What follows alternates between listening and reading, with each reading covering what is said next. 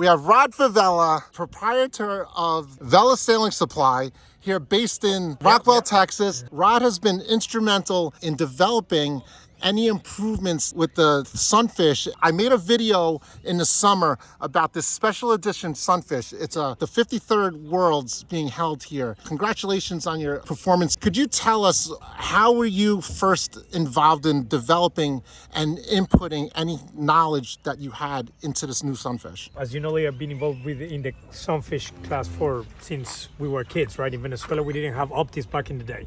So my heart is very connected to the sunfish. After the Sunfish World in Sarasota, we realized that there were some flaws that needed to be addressed, stuff that can be done. I knocked at the door at Laser Performance and essentially was my commitment with their commitment to this regatta.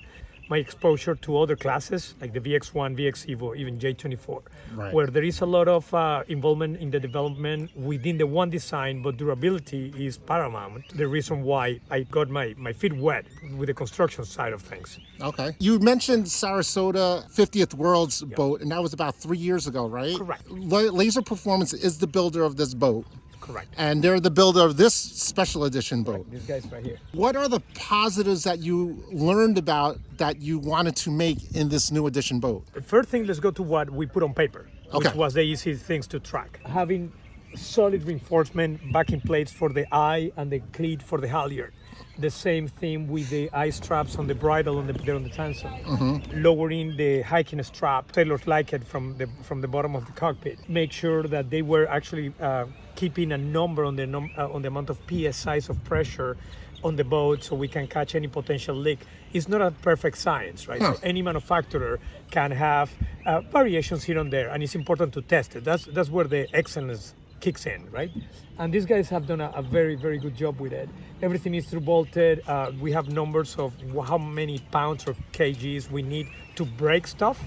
And that has been done and documented. Oh, wow. So that was good. It was fun to watch, just them, taking a piece of deck and just exploding it, right? And it was like, I don't know, something crazy like 400 kilos or something like that.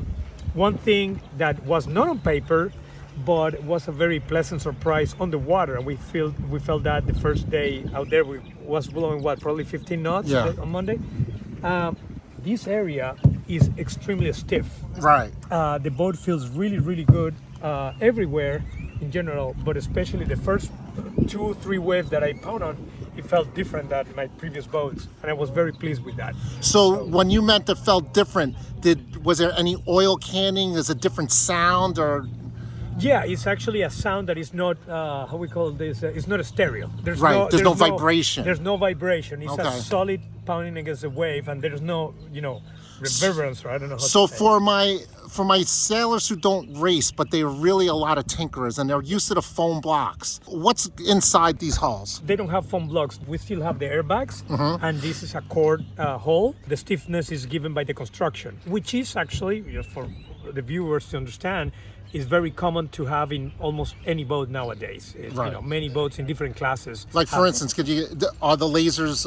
Lasers are like that, as the RSRs, if I'm not mistaken. The VX1, VX Evo, all of them are like that. You make a sandwich. And when they first came out with some diagrams, I put it up on a video beforehand. They had some foam and the airbags and some, I guess, resin. They put it in there, so it's not like they did in Rhode Island, where they had the foam blocks. Correct. No. So there's no foam blocks in this, and there hasn't been foam blocks for the last few years. Correct. Probably.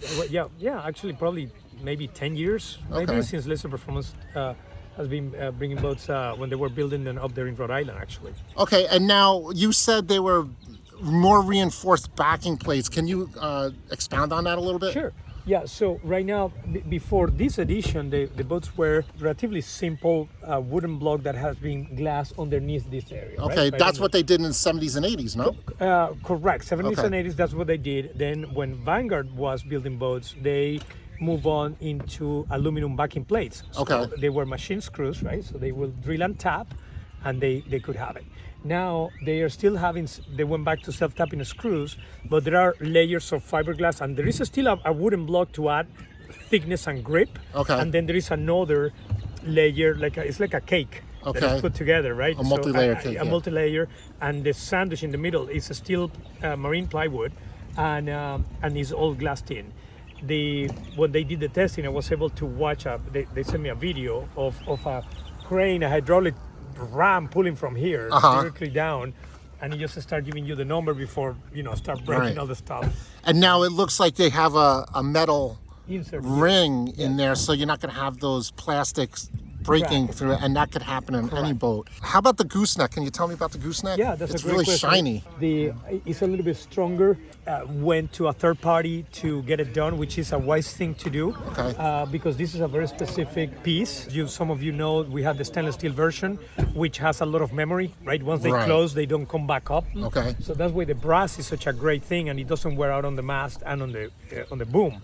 So it's a Right. good thing to have. Right, a because brass the one. stainless steel was so hard, it was scratching the aluminum. Correct. And it has a lot of memory, right? So meaning you close it and it doesn't spring back open, so you can slide the boom back and That's a forth. good point. So Yeah. for those who use the adjustable gooseneck, it's easier to use a brass gooseneck Yes. because it'll spring back and the stainless steel grips it. That's exactly right. So we had one relatively new edition in Miami at the Worlds, and I don't know if you remember, there were a couple of them Yeah. that were bent, one broke. Oh, right. And then this has been another one improved, and the foundry found a very good alloy, and so far we haven't had any issue of. And it's even bending brass? them. It's brass. Okay. Is this sunfish any faster than a sunfish from the 80s, 90s, and No. 2000s? No. How much does it weigh? This one, they're coming out. The target is make sure that they don't go over 125. Over 125, okay. They will not go over Wow. 125 pounds. So some of them have been at 122, 124, some of them 125. So it's in that range. It's actually pretty close. Right. That is one of the advantages of when you're having, cord and you follow one pattern, one schedule. Mm-hmm. It's very, very hard to make a mistake in the weight of the amount of resin you infuse. Right. Now, can you go over these special limited edition graphics? I really like them, actually. Nice. Well, there are two things. The first one was, let's keep it simple. Mm-hmm. And let's try to keep it simple and good looking at the same time. And I hope you folks like it, because it was literally one night trying to get the American and Texan colors, the Puerto Ricans and the Chileans are also saying that they use their colors. So, of course, there is room for everybody here. So there has been nothing but compliments. And the original idea was to have this one in that Vela gray that Laser Performance used to have, remember? Back? Yeah. And then we kind of saw the light, and I said, listen, let's find out the most common gel coat, white gel coat tone. Okay. So this is the, 101, talk to me like I'm a golden retriever, white. Right. You can find it everywhere. So if there's a little chip, eventually you could That's get it. exactly the point. And it turns out that the contrast between the blue and the white and the red and the white is sexy enough that it turned out to be a good looking boat. It's looking good. I like Yeah. and they changed the font on the sunfish and the sunfish on the top. What is your favorite thing about this new boat? Reliability.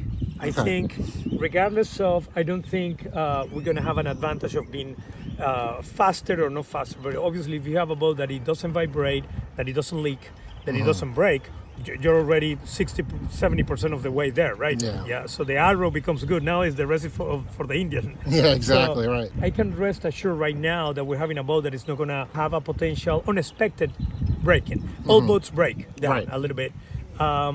But a new boat should be less prone to do that, and these ones I think are coming like that. Now, talking about the spars and the mast, are they the Selden spars and the mast? Who makes those? Yeah. So as you mentioned, we have the class has approved Selden as a spar provider, and also Laser Performance has their own. Again, they don't make them; they get them from their own extruder.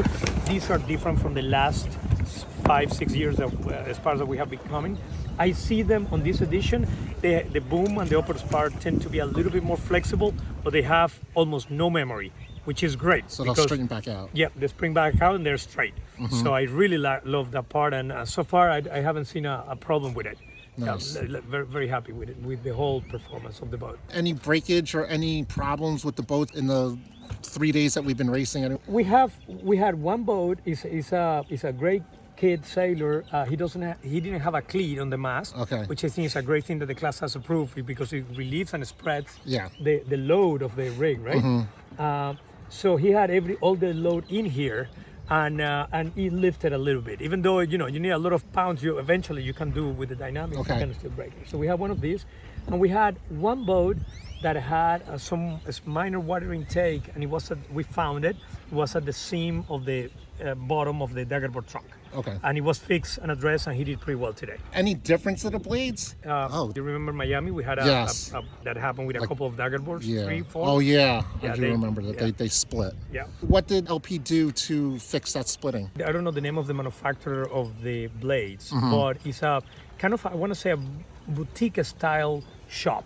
What they make is blades, Right. different classes. That's what they're doing now. That's what they're doing now, which Okay. is a fantastic thing. We let Desert Performance focus on the hull. Uh-huh. They get a good extrusion for the rig, and now let's have somebody that really know how to nail down fiberglass blades. And I'm very, very pleased. The dagger boards, the thickness, the no cavitation, and the weight of the rudders, very solid. So far, very, very happy with the That's blades. exciting. Yeah. Is this new edition boat, is this going to be put in their regular edition boats? Yeah. Now, does that make everyone want a brand new Sunfish? Is it going to make the other ones obsolete? Yeah, no, not really, because the beauty of this, and as I mentioned earlier, remember, it's not an exact or perfect science. Right. Boat building. The good news is that everything that can go wrong with any boat can be fixed. It's Yeah. a composite, right? Everything is liquid, and you can mold it and make it and fix it. So it's not going to make the boats obsolete.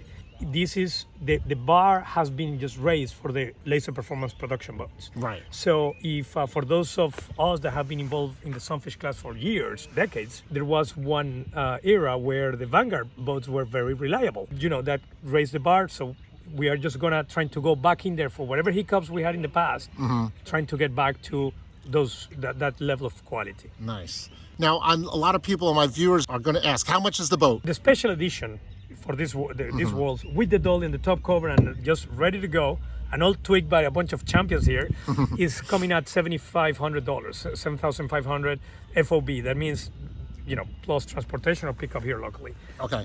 In all fairness and full disclosure, a brand new Sunfish sells for about $6,200, and then you gotta add the cover and the dolly. So you may end up in the same neighborhood. Okay. These ones may cost a little bit more.